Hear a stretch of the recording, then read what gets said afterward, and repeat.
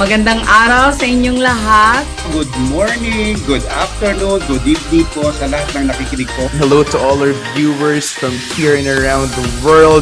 Napakaganda na ating talintiman ngayong hapon ito. Isang mainit na pagbati po sa inyong lahat. Well, friends, welcome to the Bridges Show. I'm very happy to be here, and I think it should be a really interesting and fun topic. What are the things you want to learn? So I wanna take it from there and then I listen to them. meron sila mga mithiin upang maging makabuluhan pa ang pagiging Katoliko. Lalong-lalo na sa susunod na henerasyon. Sa akin po, sa mga kabataan, use competence as a basis. In real life, hindi naman talaga tayo tumitigil sa buhay. Kailangan talaga tuloy lang ang buhay kahit anong challenges natin. Palawan, Cebu, Baguio City, Atty. Dwight, pati La Union. So we are saying that revenge travel is real. Mas kailangan natin na i-share ang hiwaga ng sinin sa mga tao.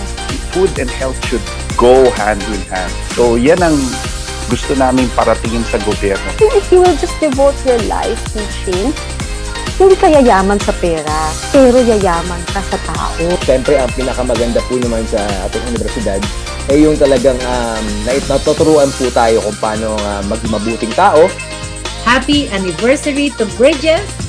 Here at Bridges, we build bridges of faith, bridges of hope, and bridges of love.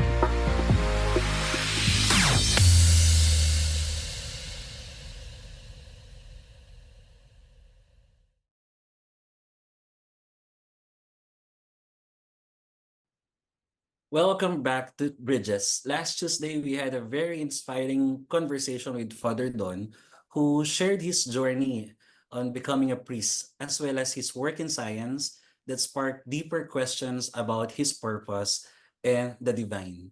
This month, we are celebrating the 52nd National Medical Technology Week and the World Pharmacist Day.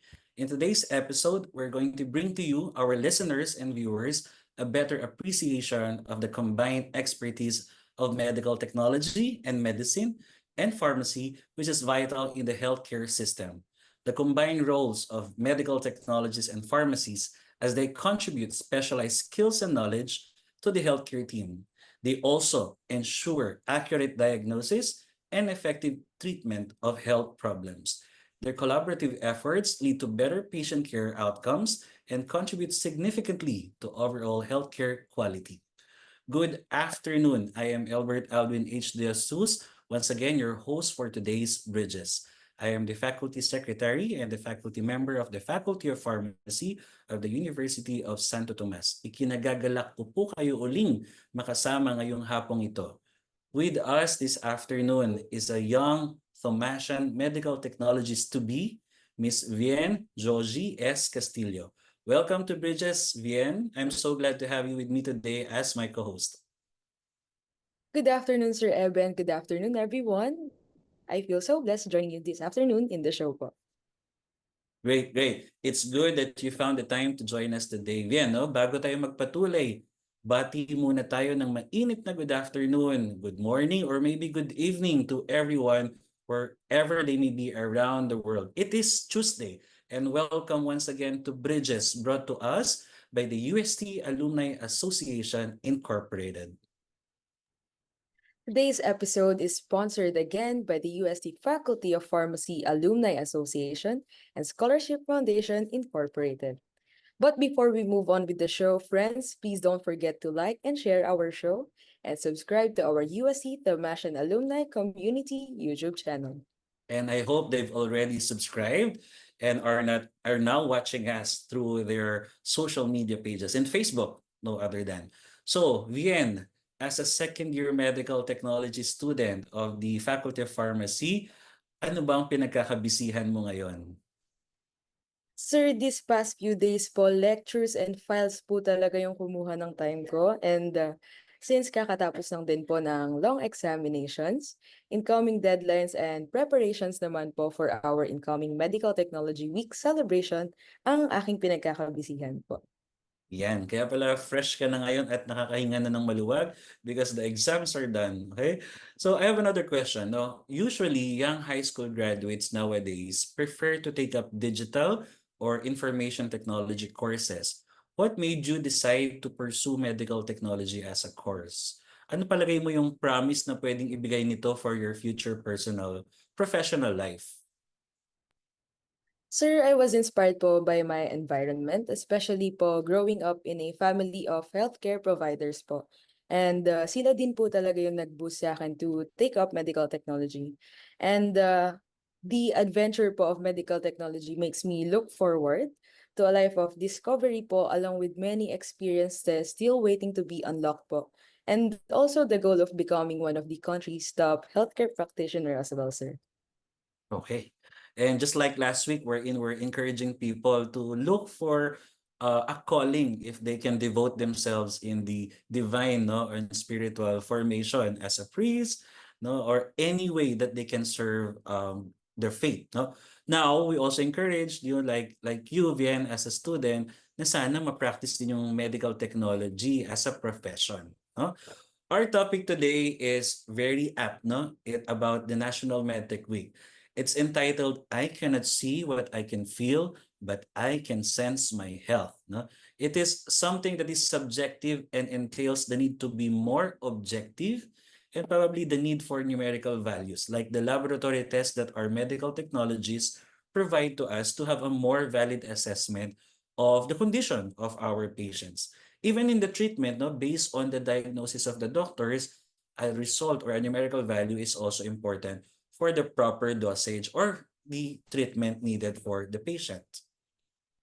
Yes, Sir Ebe, and we have with us this afternoon po a very special guest who will discuss with us more about the importance of collaborative work of the health team, particularly the contribution of a medical technologist po. He is a doctor and a registered medical technologist. He is none other than Dr. Rowen T. Yolo. And it's going to be my great honor to introduce to you Dr. Yolo. Dr. Yolo is a highly accomplished professional with a rich academic and clinical background. He holds a BS Medical Technology, an alumnus from UST Faculty of Pharmacy, where he graduated in 1984. He also earned his Doctor of Medicine and Surgery from University of Santo Tomas in 1988 and later pursued a Master's in Health Professions Education from the UST Graduate School in 2007. Dr. Yolo furthered his expertise through various clinical fellowships and residencies, including his fellowship in breast pathology at the University of Texas and the Anderson Cancer Center in Houston. He's also a diplomate of the Philippine Board of Pathologists and the Philippine Academic Society of Microbiology and Parasitology. Currently, Dr. Yolo is a consultant pathologist at the UST Hospital, where he serves in the Department of Laboratory Medicine. He has also held numerous leadership roles, including the president of the Philippine Cancer Society from 2022 to 2023, and is an active leader in both national and international pathology and medical technology organizations. In addition to his remarkable medical career, Dr. Yolo is, as we all know, a dedicated educator. He is also my teacher and was my teacher during my bachelor's degree. He has taught us a wide array of subjects, including human anatomy, histology, histopathology, and clinical parasitology, to name a few. Please join me, everyone, in welcoming the no other than Dr. Rowen T. Yolo. Dr. Yolo. Yes, thank you very much to the ever dashing faculty secretary, my former student, Sir Ebe de Jesus. Thank you very much for the kind introduction. And of course, Miss Vhienne Castillo, thank you for co-hosting this talk show. And of course, I'd like to welcome everybody, greet everybody, good afternoon to our viewers out there, and I hope you will enjoy this exchange of views. So thank you very much for the kind invite. Welcome po, Dr. Yolo. We are so happy to have you with us today po in Bridges.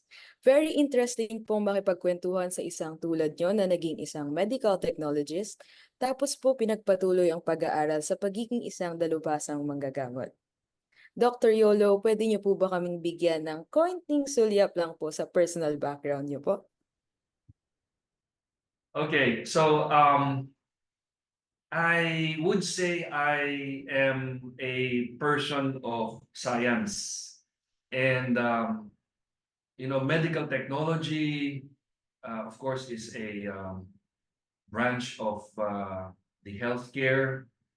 It's very, very intimate with medicine, and I've always loved science. I've always loved biology, chemistry, and that's basically what pursued me to go into my first step into this career path in UST as a student into the BS Medical Technology program. Just like everybody else that followed, kala ko, when I was a student, ako lang yung nakapag-isip ng pumasok ng BS Medical Technology. When I was in high school, BS MedTech was a prestigious course. Alam niyo ba yun? Prestige. Pag sinabi nilang, anong kurso kukunin mo sa college? Ako po ipapasok. Gusto ko BS MedTech. It was a prestige. I don't know why, but it was something yet, to be pondered upon by many because it was not yet that, I would say, popular. Kaya kung pumasok ka sa program na yan, abay, medyo parang ang tingin nila, medyo ibang klase yata itong taong to. Kaya, so whether positive or negative on that side, no? So yun po ang pinagmulan ko. Yeah. But during that time, Doc, it's already set that you're taking medical technology as a pre-med course. Yes. The hopes of becoming, of course, a doctor eventually. Tama po ba? Tama po yan, no? Because because of my going into medical technology, I learned to love pathology, no? As what I am, I'm a pathologist right now. I've always been fascinated by pathology. Alam mo ba, nung ako'y bata, my first Christmas gift as a teenager, believe it or not, was a microscope. And up to now, I have that microscope at home. Of course, it was not a professional microscope. It was something more like a quasi-toy. But it works. It works. And that triggered me to be fascinated by microscopy and all of that. And of all the courses that I researched, of all the possible courses na may mga microscopy, ganun, science, biology, it is only medical technology na swak. Doon pumasok. And sabi ko, nako, this is it. I think I would be enjoying this particular course dito ako sa BS Medical Technology program. Dr. Yolo, speaking of your medical technology background po, what was your most memorable and enjoyable experience po here in UST and especially here in the Faculty of Pharmacy po? And Dr. Yolo, gaano katagal na po kayong Thomasian? Nako, thank you very much, Vhienne. Believe it or not, I set foot on the university 16 years old po ako. 16 years old. So I'm going to calculate that. I'm 60 already. So that would be ilan? 34 years. 34 years already, no? 34 years. And out of that 34 years, believe it or not, 30 years I spent in the Faculty of Pharmacy. So ganun po katagal. And one of my most memorable is the fact na ang BS Medical Technology, I may internship program. If you're going to ask every student right now, ano ba yung gusto nilang, what are they excited about? And they would all say, we're very much excited, awaiting sana one day we will be interns. And truly, for me, that's the best part of my experience in the program. And modesty aside, I was one of the two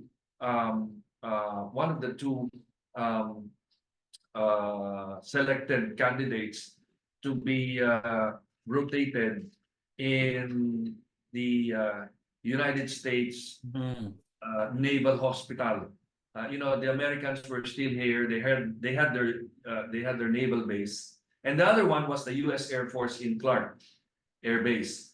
And by the by some divine intervention of all the many candidates, ako po yung napili doon na one of two. Dalawa po kami. There are only two UST candidates every year who gets qualified to go to either Subic Naval Base or Clark Air Base. And I enjoyed it. You know why? During that time, para kang nasa Amerika. The atmosphere in the base was very different then than what you would, I'm pretty sure you've been there. But before, it was like you were like in another country. Para ka sa Amerika. Of course, mga Amerikano, everybody you met were mostly Americans. And everybody was speaking in English. And we had to pay in dollars, believe it or not. Even though we had a meager allowance of 700 pesos a month, mind you, kami lang ang intern na may sweldo, may allowance. Yung kami nasa Subic. And I remember that was 700 pesos. That was big at that time, 1983, 84. Yeah, that was my most memorable experience being in the BS Medical Technology program. And I won't exchange that for any program at all. Even I were to repeat my BS degree, BS MedTech pa rin ako. From that, Dr. Yolo, paano po naging big help to you becoming a medical doctor din po, yung background nyo as a medical technologist po? Yes, like I said, I've researched all the BS sciences program, and the one that I felt, and I do believe many would agree with me, the one that was most dear, I would say, the one that is closest to the curriculum of the medical program, medical degree program, Doctor of Medicine program, is BS Medical Technology. Bakit? Why do I say that? Well, if you look at the subjects namin, no, the subjects, all the subjects from first year, particularly the professional subjects, these are the same subjects mostly that we also take up in the medical school. Pareho. We had pathology, we had microbiology, we had clinical pathology. This was integral in the curriculum of medical school. So sabi ko, this is the one that I think that will match very closely the requirements that one could be prepared in order to enter medicine. Kaya, no doubt, I chose this program. You know what? If I may reveal, no? Nag-apply ako sa UST ng BS Chemistry, doon sa third floor. BS Chemistry, because mahilig ako sa chemistry, when I was in high school. But it was mostly on, industrial chemistry, not really on the medical side of chemistry. Biochemistry was not so much yet too attractive at the time. I didn't know exactly what biochemistry was all about. Hindi ko po alam. Of course, that was offered then in the Faculty of Pharmacy. And I also applied in other colleges, UE, I applied in UP, I applied in Mapua, BS chemical engineering, believe it or not. But at the end of the day, after evaluating everything, BS Medical Technology sa UST po ako nag-decide. And I think you're really destined to take up medical technology at that time. We think your quasi-toy and the prestigious notion of the program, back in 1983, 84, 80s, in the 80s. 1980s, Sir Ebe. Kasi 83, 84 was your internship na po, ano?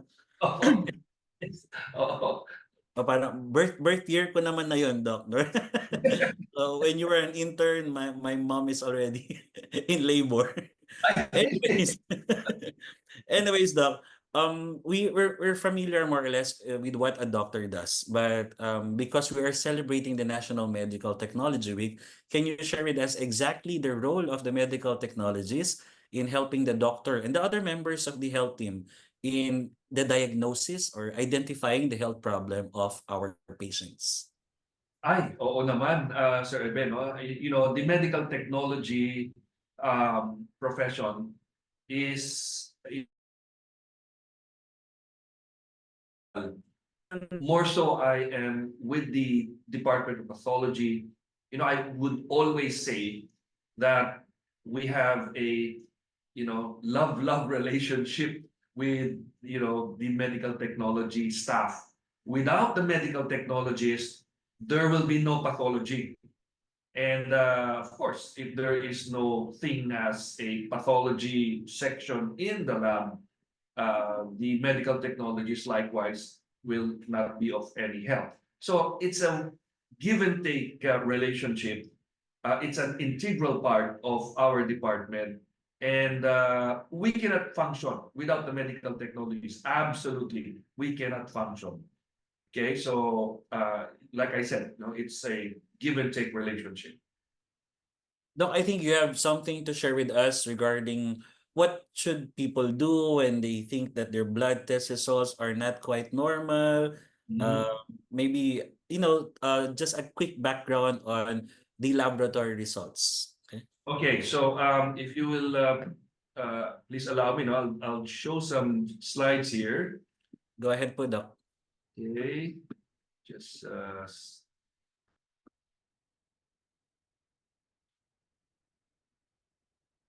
okay.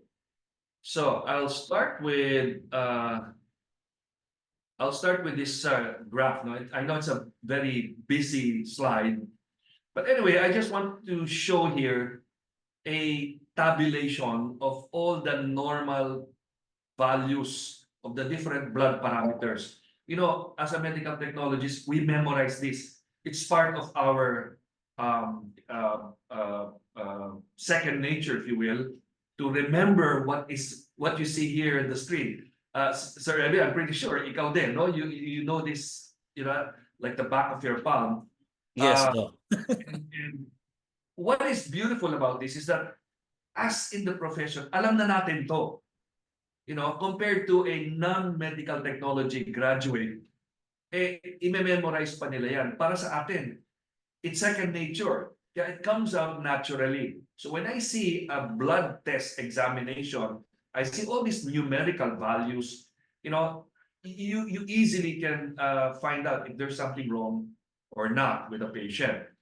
Now, more often than not, a patient may not understand this. And their basis is to look at the chart and find out kung pasok yung value ng kanilang test. Now, if it's out of range, doon nila sinasabi, I don't think my blood examination is normal. Kasi wala doon sa range. So that's how the lay looks at it. Well, they're pretty right. You know, it has to be within the range. Now, of course, as medical healthcare professions, we know that this is not always absolutely true. As you can see from this enumeration, there are many factors that can cause the lab examination, the lab values to fluctuate. All right. For example, the patient is just recovering or recuperating from maybe a previous infection, even a cold, a very subtle infection like a flu, perhaps, or maybe that individual is taking some medication, or maybe there is some unresolved stress issue, be it psychological or physical. Of course, the gender. We all know that the male values are different from the female values in terms of their blood chemistry examination. And of course, naturally, the age. There is, of course, a great difference between the young and the not so young. And of course, not to mention, very important, and this is something that I want to emphasize, the performance of the test. And the performance of the test depends on the quality of the laboratory performance, the quality control measures that is always put into place whenever they perform an exam. That's very, very important. And that's the reason why not only do we look at the the test results. We look at who is performing the test result. Where does it come from? Who is the laboratory that performed this test? And that will, of course, tell you whether you're looking at a reliable and reputable laboratory. Okay. Now, should one be concerned about these abnormalities? What should you do? I mean, what should the patient do? Of course, if you're looking at the side or at the perspective of the patient, they get rattled. You know, whenever they see something that is not normal, they get rattled. Of course, that is understandable. And you know, sometimes the blood test can be very low or very high within the range. You know, you have what we call a low normal or high normal, or just slightly above normal or slightly below normal. Now, is that something that I should be worried about? Well, this is where my being a medical professional as well, a medical doctor as well, helps. I would always say that, well, you don't have to jump to conclusions that there's something abnormal. And these laboratory tests can actually fluctuate depending on many factors, like what I just said, particularly the quality assurance performed by a particular lab. And of course, it is also based on the individual.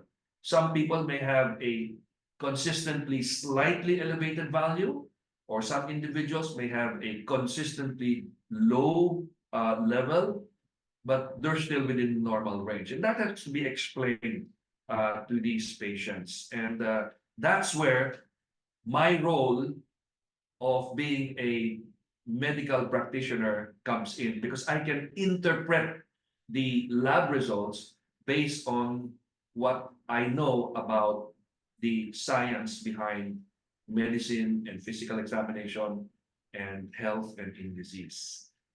Doc, parang may significant advantage, no? Yes. Yes, exactly. Right. I think may question po si Vhienne, Doc. Yes.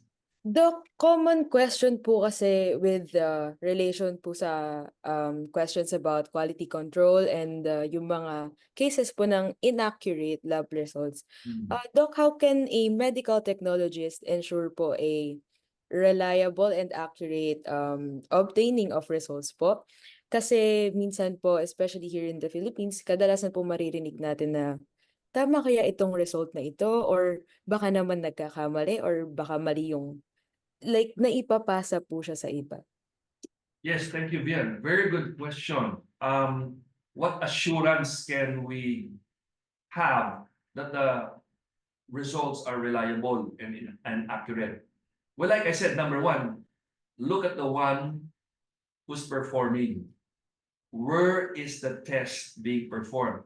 And I'm pretty sure that's already, you know, a giveaway as far as the reputation of the institution is concerned. And why do I say that? Because a big institution like ours, for example, we're very careful and we're very particular about quality control.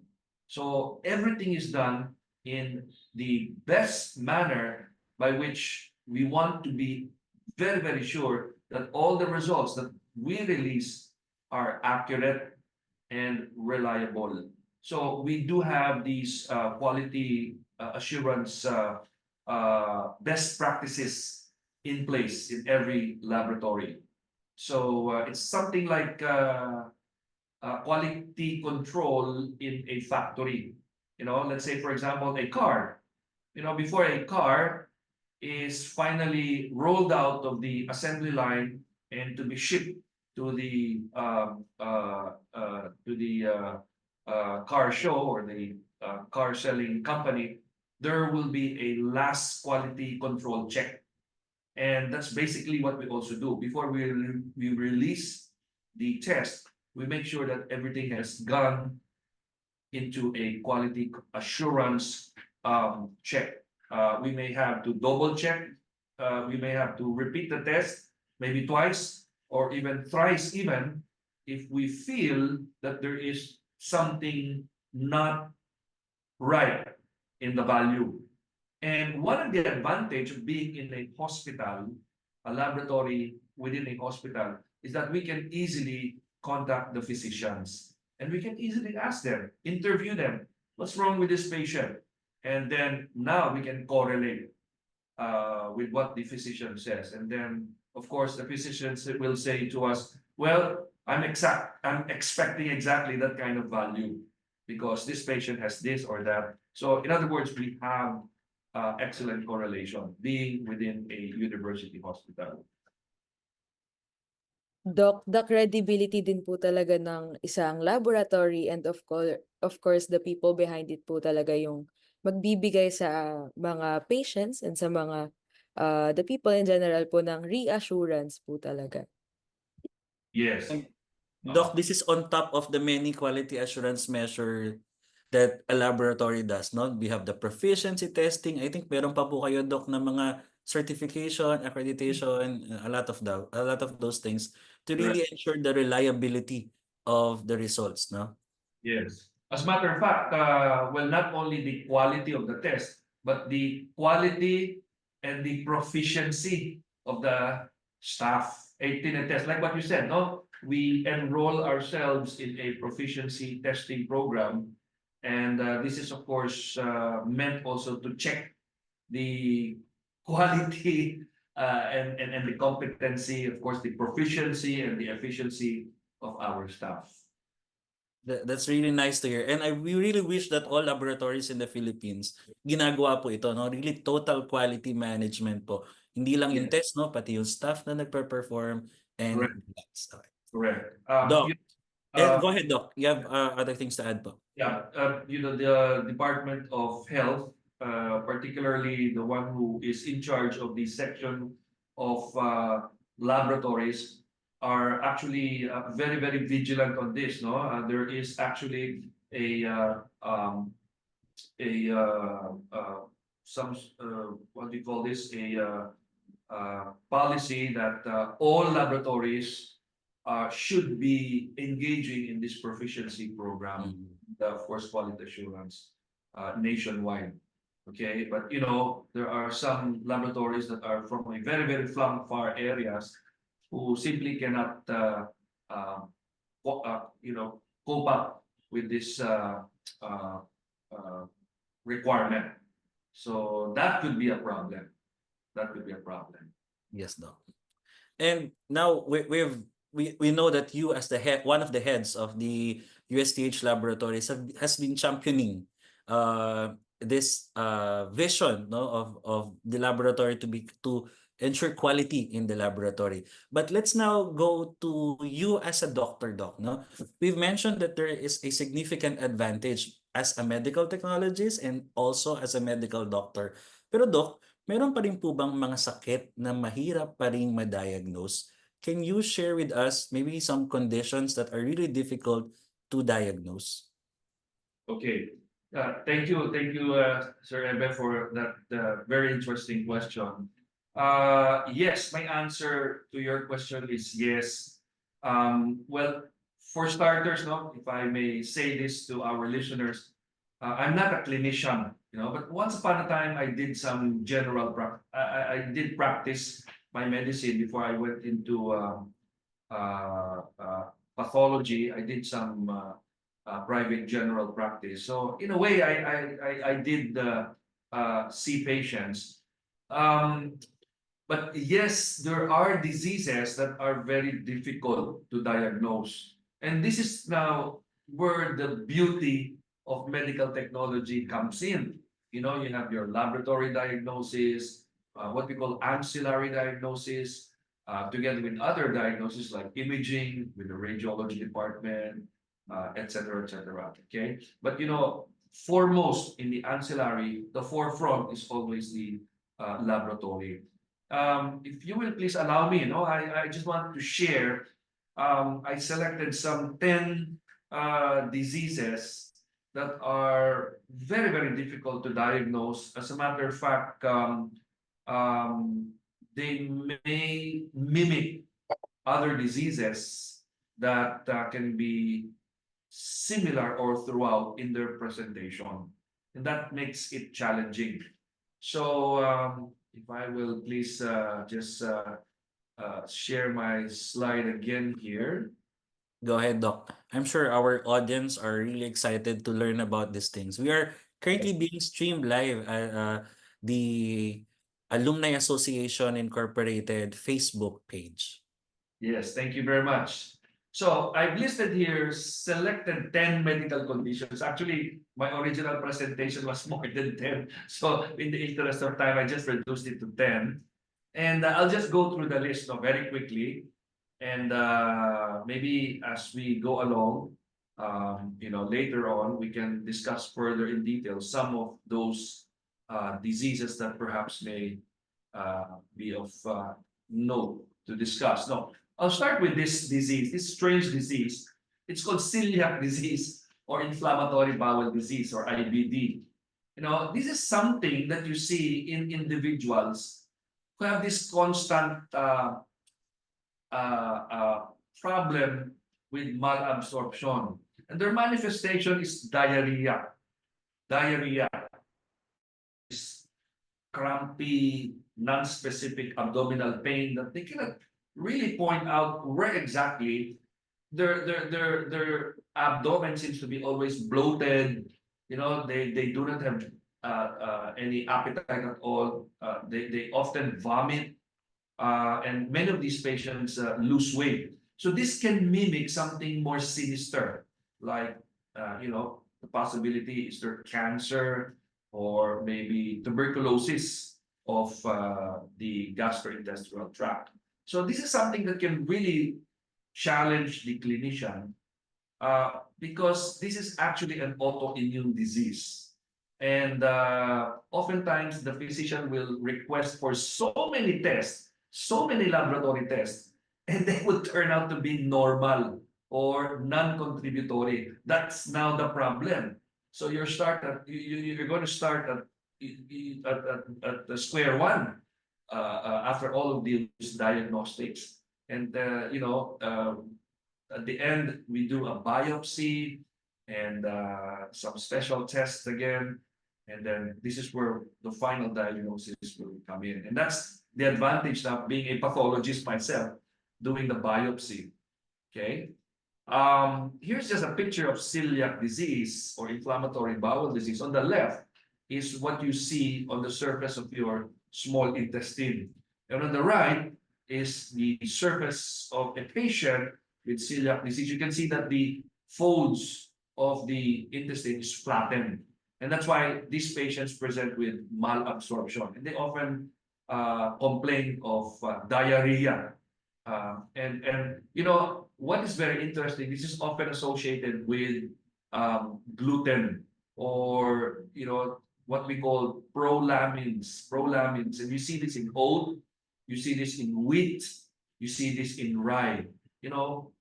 Food products that have these substances are the main cause. And little do we realize that there is quite a number of patients who are allergic to this actual protein.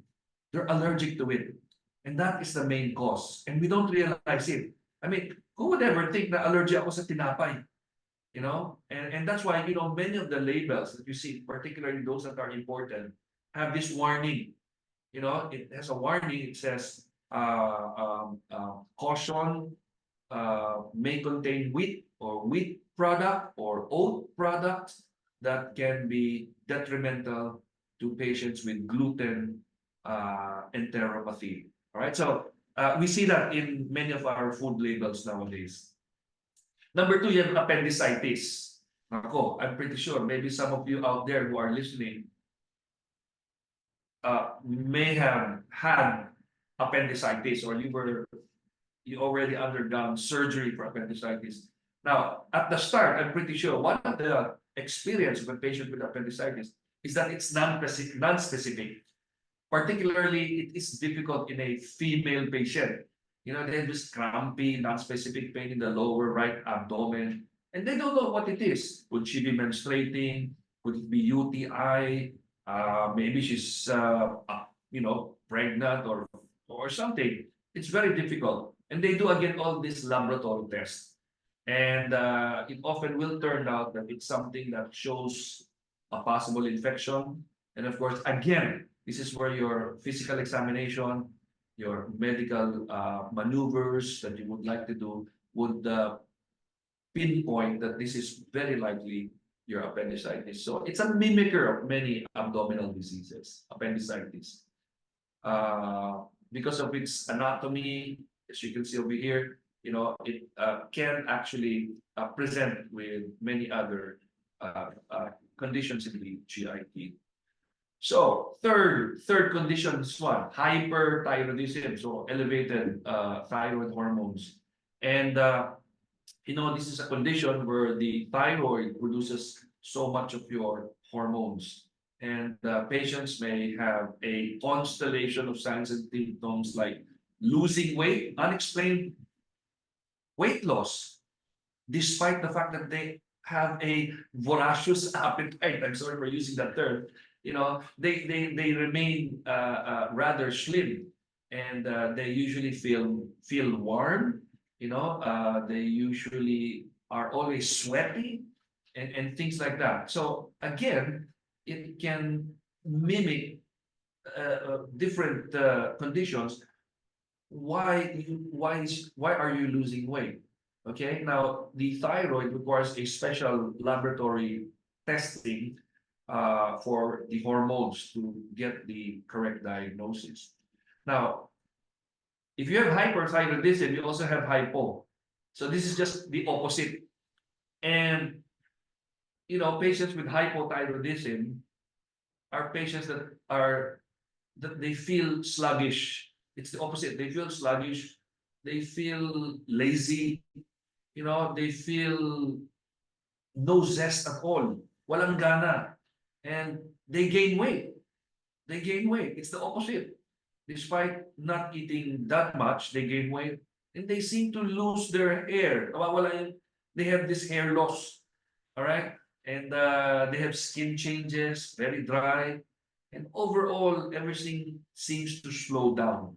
So this may be a manifestation of hypothyroidism. So it should be always on the list of possibilities. Now, number 5, this is a very strange disease. This one, fibromyalgia. I know it's a word full, fibromyalgia. Now, this fibromyalgia is a diagnosis of exclusion. The patient feels this non-specific pains in the joints and in the muscle. They feel weak and all of that. And they undergo a lot of laboratory tests, a lot of imaging, and nothing comes out. Everything is normal, strangely normal. They don't have rheumatoid arthritis. They don't have this autoimmune disease like lupus or anything of that sort. And like I said, it's a diagnosis of exclusion. And once you are assured that absolutely there's nothing wrong, then your physician might consider the possibility of this particular disease. Ito, number 6. I think everybody listening out there, or most of you have heard of this, lupus erythematosus or systemic lupus erythematosus or SLE. This is a very strange disease, which is an autoimmune disease actually. Autoimmune, meaning to say our body attacks our own body. The body does not recognize self. Okay? So the signs and constellation of this particular disease can present in many ways. So you see, for example, this is a photograph of a middle-aged man with a skin rash right there in the face, what we call a butterfly rash, involving the nasal bridge and in the malar region, the cheek area. So it's a very typical presentation, a very subtle manifestation of this disease. Now, like I said, it may involve many other systems like the kidneys, the skin, the lungs, practically anything in the body, any tissue can be involved with SLE. So again, this is where a gamut of laboratory tests, imaging comes in. And of course, this requires some special laboratory testing like your immunology, special serology testing to come up with a diagnosis. Parkinson's, this is of course a central nervous system disease where you lose these neurotransmitters that are required for our motor coordination, our movement. And we see this mostly in the elderly, all right? The patient starts to be shaky, trembling, and their gait, the way they walk seems to be abnormal or no longer synchronized. So this can lead to many, many other possibilities that can actually present in the same way. So definitely, this requires special imaging on top of laboratory examinations. We need special imaging, particularly of the central nervous system. So it's a neurotransmitter disease. There is a loss of these special chemicals that is responsible for the signals in our brain. So that's why we lose our motor coordination. Okay. Here's another one, chronic fatigue syndrome. Some people will say, well, that looks like that's a waste basket diagnosis. Again, it's just like your fibromyalgia. The patient would always be feeling weak. There is no drive, nothing at all. Now, usually they may have a psychiatric or psychological issue here, and that has to be investigated as well. So again, these patients go about a lot of laboratory examinations, and most of the time there is nothing in the lab that pinpoints to any particular disease. Okay, so that's when perhaps we want to look into other areas such as the psychological work, makeup, and of course maybe some stresses that the individual is going through. 9 and 10 are gynecologic conditions. This one, polycystic ovarian syndrome, it's a very, nowadays, very much recognized, but it's actually a condition where a woman will present with masculinization, meaning to say they have this male manifestations like hyperhidrosis, or hair, hypertrichosis, hair growth, deepening of the voice, what we call hirsutism. Okay, you have this manifestation of the male gender, and it's usually caused by an imbalance of the female hormone vis-a-vis your male hormone. So there seems to be an excess of your male hormone. And mostly these patients come to the doctor because primarily of infertility. That's the main reason why they seek consult, because of infertility issues. Particularly if you have a young couple who just get married and they want to start a family, they have a problem. The woman has a problem conceiving. And speaking of that, this is also another problem, particularly for women who have issues with fertility, endometriosis. So it's a condition where you have endometrium found in other parts of the body, not just in the uterus, but you can find them in all other different parts as well. And again, the patient, just like polycystic ovarian syndrome, they all go through a lot of laboratory tests, and it's really a difficult diagnosis. And at the end of the day, they all end up with doing a biopsy, and that's where pathology correlates with all these abnormalities. So there you go. I listed here some of those disease entities that perhaps are very challenging, particularly in making a diagnosis, not just from the laboratory perspective, but also from the medical and imaging perspective. Yes, Doc. Thank you very much, Doc, for those conditions that you've mentioned. And I'm sure, as you've mentioned, there's a lot more that are really typically hard to diagnose, no? But there's been a lot of talk about the rise of precision medicine and personalized healthcare. Do you think po ba, Doc, na we can foresee a significant change in how these hard to diagnose conditions will be identified or maybe managed in the future? Yes, it's good that you mentioned that. Personal medicine, personal healthcare, or what we call tailored medicine. You know, no two patients are alike, even if they have the same medical condition or medical disease. For example, if you have two patients with hyperthyroidism, you know, they may have the same manifestation, they may have the same disease, but they are treated differently. So no two patients are always alike. And that's where we now um, uh, have introduced tailoring, as well as what it is referred to, tailoring the way an individual is treated, okay? Because they may have different manifestations that are subtle, and this may, of course, require different treatment strategies. Doc, if I may ask po, since lately po meron pong rising trend about the awareness of adolescents din po sa PCOS. Any, Doc, any advices or anything to say po about what should they do, what should they look out for po regarding PCOS? Yeah, thank you, Vhienne, for that question. Alam nyo, the first time I heard PCOS, polycystic ovarian syndrome, openly, are when I hear it in talk shows among the artistas. You know, this was a very common entity that a female celebrity, I would say, you know, will be complaining of.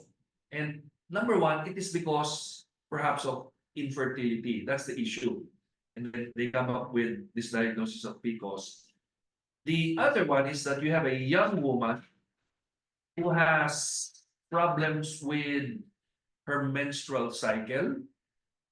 And because of this, she seems to be disturbed by the effects of an abnormal menstrual cycle. For example, she's gaining so much weight.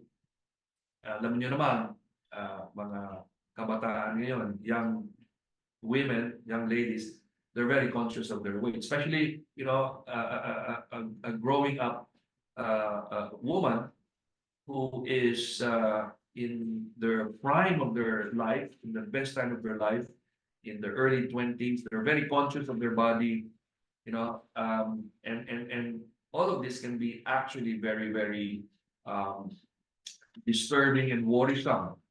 Why is my menstrual cycle like this? I'm beginning to have this strange manifestation, like, you know, I'm growing a beard, or maybe there's so much hair in my legs, you know, very, very unbecoming of a classic woman, if you will, or perhaps she's not menstruating at all. Okay, so sometimes you would be worried. Maybe you're pregnant, you know, things like that. These are the things that comes in.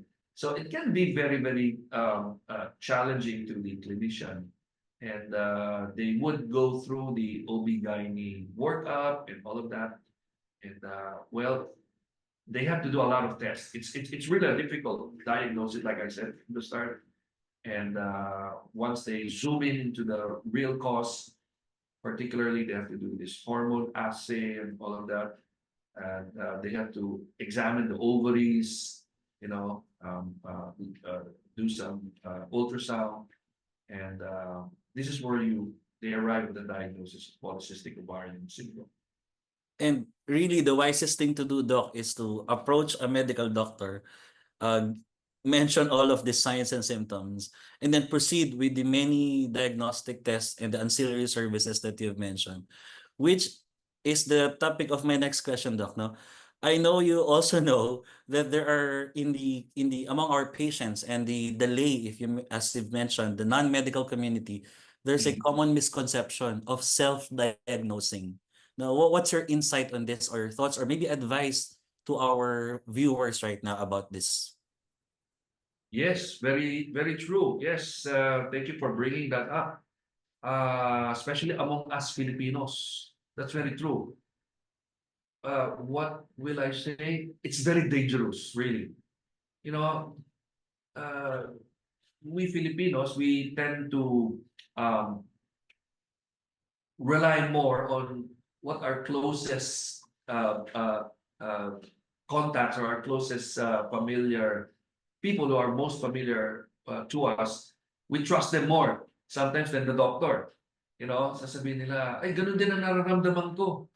Eksaktong-eksakto. So ano bang iniinom mo, Mare? O pare, ano bang iniinom mo? Ganito, ganito. O, sige, ganun na rin ang iinumin ko. So, we self-medicate. Okay? And it's sometimes part of our culture. We tend to shy away from seeking medical consult. Well, number one, perhaps because of fear. The expectation of something that would turn out to be not to our expectation. So we fear about that. I might be told that I may have a dreaded disease. So I want to hear about that. So mas maniniwala na lang ako dito sa kapitbahay. Anyway, pareho rin naman yung sinabi niya. Pareho rin yung manifestation ko. So siguro ganun na rin. Okay? Number two, of course, is the concern for, finance issue. Being sick is not cheap. Really, it's not cheap. It will entail, a big slice on our budget. And number three, of course, embarrassment. Okay, so many patients are just embarrassed to seek medical advice.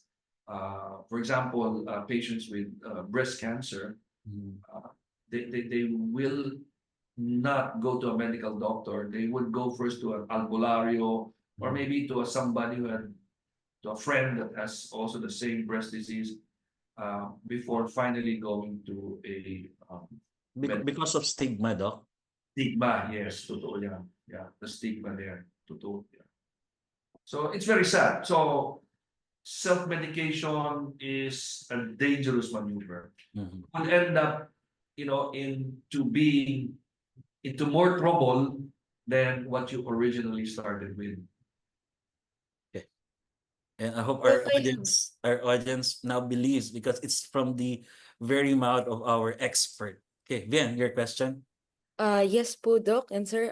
We have a question po from our audience via our Facebook live stream, wherein stated po na, "Good afternoon. I was hospitalized last August 14 and was diagnosed with severe diverticulitis.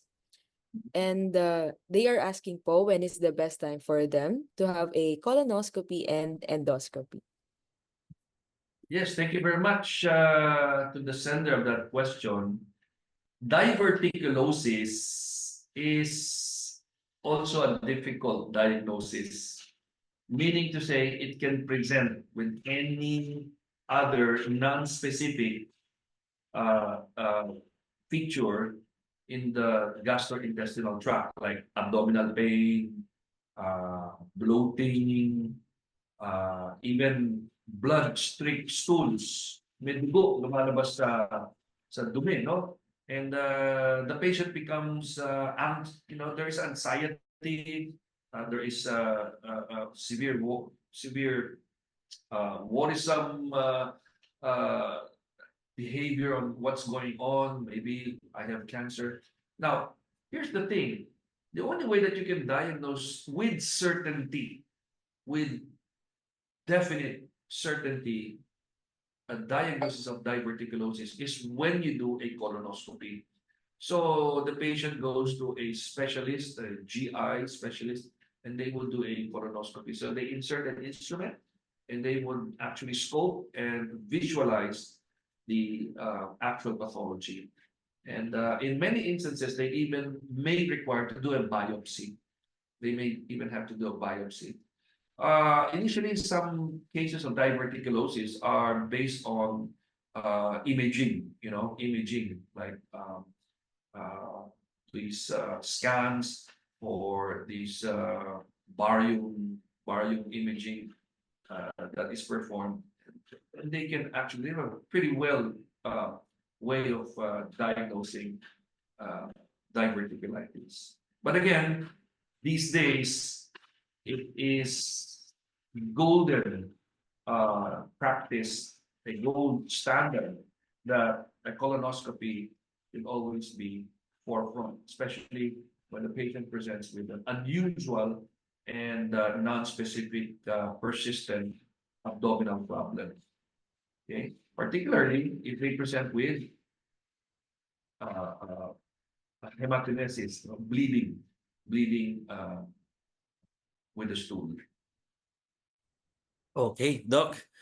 I know we have a lot more to discuss, but although our time for this discussion has been very brief, it was incredibly impactful and packed with valuable details. And I'm pretty sure the audience learned a lot. Yes, thank you very much. Yes, thank you very much. And thank you for your um actually if there are other questions, I'll be more than happy to answer them. Yes, Doc. We'll I think our organizers are going to get all these questions and maybe forward to you and get their contact details as well so that you can answer them offline. Thank you. Thank you, madam. So thank you for the lessons and the learnings, Doc, that you have shared with us today po. So any final message po and any tips po, Doc, to our aspiring medical technologists and to our viewers as well po? Yes, thank you, Vhienne, for that. No, so for all our young colleagues out there, including yourself, Vhienne, I believe, no, you're in your second year. I'm pretty sure I was once upon a time, just like you, and I'm quite confident that you yourself are also aspiring, perhaps, to follow the path that I've been through, and we share the same notion. We all have this passion to serve, to be into the medical program, into the medical degree. And well, of course, like I said, BS Medical Technology program is the best program, and I can vie for that. And it has been proven. I happen to be also connected with the medical school, and I see our graduates from our college performing at their best among all other candidates. So you did a good job in selecting the BS Medical Technology program, and all I can say is that study very well and study hard, okay? And your dreams will come true. Yes, Doc. Thank you po. Thank you. All right, thank you once again, Dr. Yolo. Maraming salamat po for joining us today here at Bridges. We're really blessed to have you with us, and we pray for a continued successful professional career for you po.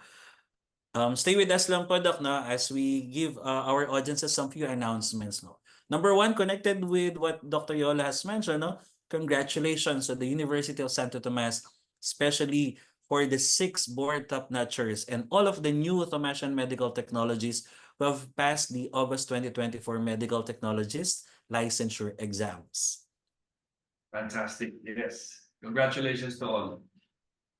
We would also be having po the UST Alumni Association and the Thomasian Alumni Community Foundation will soon be holding a La Thomasian Baile de Mascaras on October 26 po, 2024 from 6 p.m. till 12 midnight at the Manila Ballroom of the Manila Hotel.